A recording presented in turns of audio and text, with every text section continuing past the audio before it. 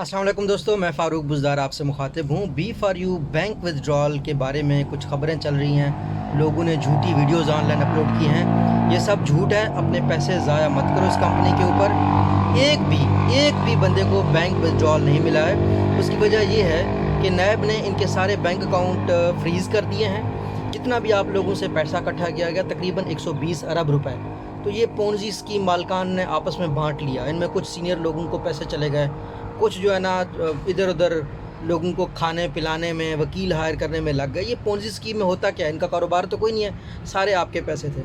तो अब भी जितना पैसा बचा है वो इनके सीईओ का घर हो या उसकी गाड़ी हो या कहीं ना कहीं एक दो बसें हों, उनको बेच के आपको थोड़े बहुत पैसे मिल सकते हैं। उसके लिए ज़रूरी है कि आप नैब के पास जाएँ, कंज्यूमर कोर्ट में जाएँ और अपना केस दायर करें, तभी आप बच सकते हैं। नीचे सारी वीडियोज़ दिए हुए हैं, देखें और अमल करें और अपने पैसे लें नैब से।